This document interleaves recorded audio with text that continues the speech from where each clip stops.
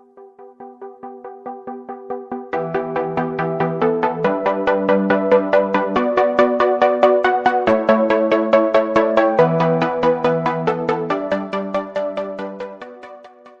वालेकुम स्टूडेंट्स, आज के इस वीडियो में हम फास्फाजीन के प्रिपरेशन को डिस्कस करेंगे। लास्ट लेक्चर में हमने फास्फाजीन के स्ट्रक्चर को डिस्कस किया था, लेकिन आज के इस वीडियो में हम फास्फाजीन के प्रिपरेशन को डिस्कस करेंगे कि फास्फाजीन को कैसे प्रिपेयर किया जाता है।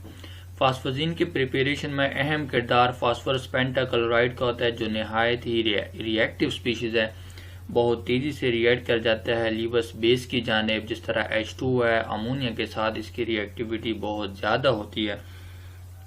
शुरू में जब साइंटिस्ट इस पर काम कर रहे थे या इसके रिएक्शन को डिस्कस कर रहे थे, फोकस कर रहे थे, पानी के साथ रिएक्शंस को देखा और अमोनिया जैसे इन स्पीशीज़ के साथ जब रिएक्शंस को देखा तो उन्होंने देखा कि ये जो PCl5 है ये H2O के साथ और NH3 जैसे स्पीशीज़ के साथ तेज़ी से रिएक्ट कर जाते हैं। इसके तेज़ी से रिएक्ट करने की जो वजह थी या इसके पीछे जो रीज़न है, फिर उन्होंने ये कंक्लूजन निकाला कि फास्फोरस के पास d ऑर्बिटल मौजूद होता है और d ऑर्बिटल के इस्तेमाल करने की वजह से ये रिएक्टिव बन जाता है, ये एक रिएक्टिव स्पीशीज़ बन जाती है। तो PCl5 जो कि हम देख लेते हैं कि ये पानी के साथ कैसे रिएक्ट कर लेता है। क्लोरीन है, इस तरह यहाँ पे क्लोरीन है, ये क्लोरीन आ जाता है, ये क्लोरीन और यहाँ पे एक और क्लोरीन है, टोटल 5 क्लोरीन हुए।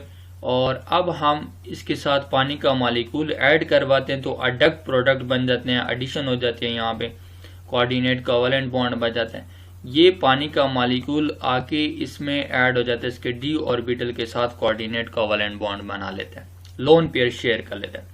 यहाँ पे हम देख सकते हैं कि फास्फोरस पेंटाक्लोराइड का कोऑर्डिनेशन नंबर 5 है, लेकिन यहाँ पे जो प्रोडक्ट बन रहा है क्लोरीन है। ये इस तरह यहाँ पे क्लोरीन है, ये क्लोरीन आ गया और यहाँ पे ये क्लोरीन, और 5 क्लोरीन अपनी जगह पे मौजूद है, लेकिन अब इसके साथ एक पानी का मॉलिक्यूल भी ऐड हुआ, ये अडक्ट बन गया हमें।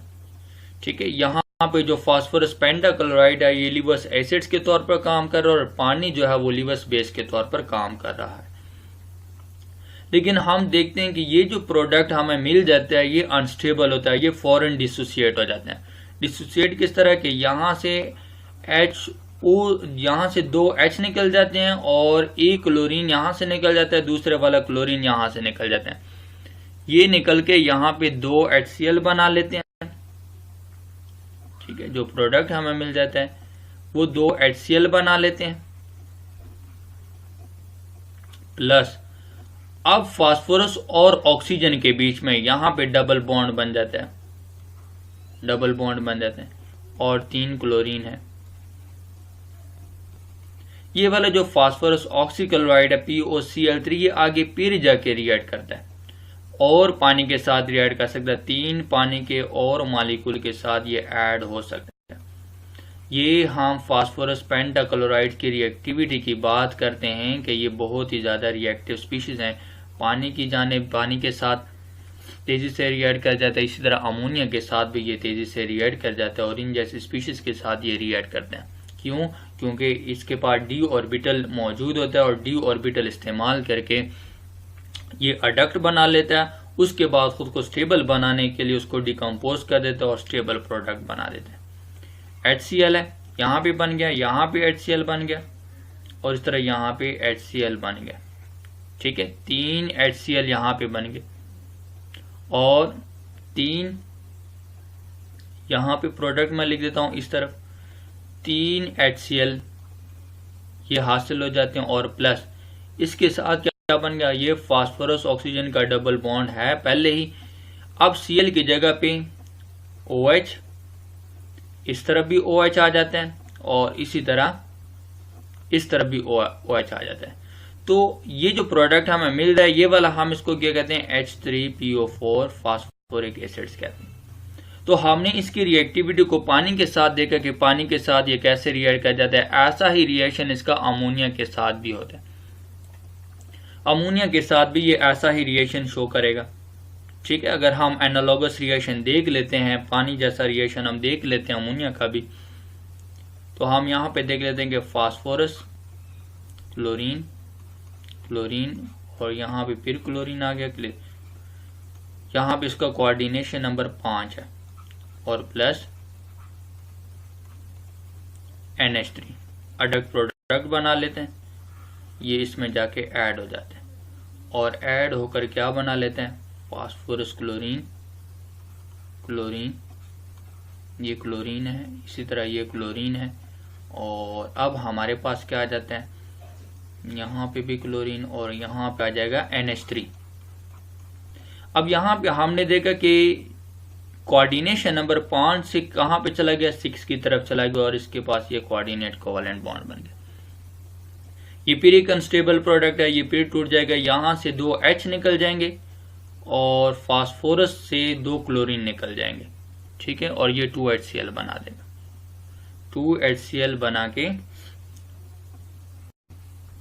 प्रोडक्ट में नीचे लिख देता हूं, ये 2 HCl है और प्लस अब फास्फोरस और इस नाइट्रोजन के बीच में डबल बॉन्ड, नाइट्रोजन के साथ अभी एक H रहता है अमोनिया के पास, यहाँ पे आ जाएगा Cl, इस तरह यहाँ पे आ जाएगा Cl, इस तरफ भी आ जाएगा Cl। हमने देखा था कि पानी में इस तरफ O का ऑक्सीजन के साथ डबल बॉन्ड बन गया था, लेकिन अब यहाँ पे NH के साथ डबल बॉन्ड बन रहा है। नेक्स्ट अगर हम यही रिएक्शन आगे फिर जाके अमोनिया के साथ रिएक्ट कर लेते हैं, इसका आगे फिर रिएक्शन हो जाता है अमोनिया के साथ,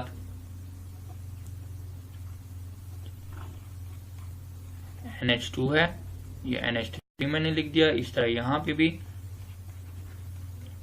NH3 और इस तरह भी हम NH3 लिख देते हैं, ये बना लेते हैं HCl, यहाँ पे ये बन जाता है HCl और इस तरफ ये बन जाता है HCl। तो 3 पानी के मालिक्यूल 3 HCl रिलीज हुए और इसके साथ प्लस फास्फोरस, NH का बॉन्ड और इस तरह ये आ जाता है NH2 और ये आ जाता है NH2 और ये यहाँ पे आ जाता है NH2। पानी का यहाँ पे OH अटैच हुआ था, लेकिन अमोनिया का यहाँ पे NH2 ग्रुप अटैच हुआ और H ग्रुप जो निकल गया वो HCl के साथ, जो क्लोरीन के साथ अटैच होकर 3 HCl बना लेता है। हमने अमोनिया के साथ रिएक्शन देख लिया, लेकिन अमोनिया के साथ जो रिएक्शन होता है फास्फोरस पेंटाक्लोराइड का, ये थोड़ी सी इसमें पेचीदगियाँ आ जाती हैं, कॉम्प्लेक्सिटी आ जाती है। कॉम्प्लेक्सिटी कुछ इस तरह है कि यहाँ पे जो प्रोडक्ट्स बनते हैं या ये थोड़ा सा इनकम्प्लीट रिएक्शन होता है, इसमें हम प्रोडक्ट्स को करेक्टराइज नहीं कर सकते, इनमें जो मिक्सचर बन जाता है उसको सेपरेट करना मुश्किल हो जाता है और मॉइस्चर के लिए ये बहुत ज़्यादा सेंसिटिव होते हैं।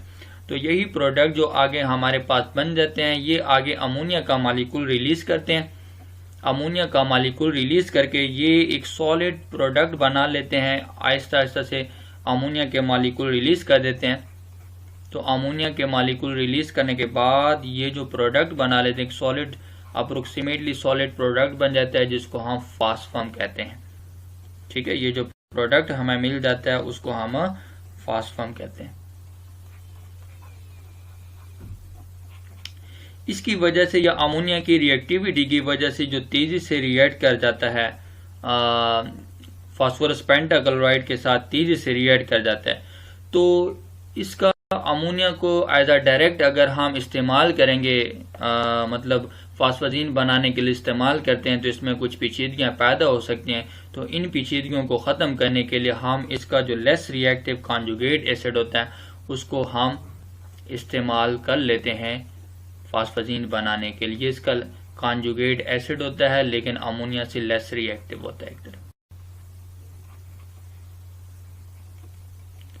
अब लेस रिएक्टिव क्यों होता है? लेस रिएक्टिव इसके पीछे वजह यह है क्योंकि जो अमोनिया था उसके पास लोन पेयर है, ये उसके साथ फास्फोरस पेंटाक्लोराइड के साथ कोऑर्डिनेट कोवेलेंट बॉन्ड बना लेता है, लेकिन अब इसके पास लोन पेयर नहीं है। वो लोन पेयर किसके साथ जुड़ गया? वो प्रोटॉन को इसने डोनेट कर दिया। तो इस वजह से अब लोन पेयर ना होने की वजह से इसकी रिएक्टिविटी NH3 के मुकाबले में कम होती है। तो अमोनियम आयन जो इसका कॉन्जुगेट एसिड्स होता है ये लेस रिएक्टिव होते हैं, तो हम इस लेस रिएक्टिव कॉन्जुगेट एसिड्स को इस्तेमाल कर लेते हैं और फास्फोरस पेंटाक्लोराइड के साथ इसका रिएक्शन कर सकते हैं। इंशाल्लाह बाकी जो रिएक्शन है, ठीक है, वो अभी हम नेक्स्ट वीडियो में लेक्चर में इसको देख लेते हैं कि किस तरह अमोनोलाइसिस ऑफ फास्फोरस पेंटाक्लोराइड के जरिए हम कैसे प्रिपेयर कर सकते हैं, और रिएक्शन ऑफ PCl5 है विद सॉलिड अमोनियम क्लोराइड, उससे हम इसको कैसे प्रिपेयर कर लेते हैं। ठीक है, यहाँ पे जो है वो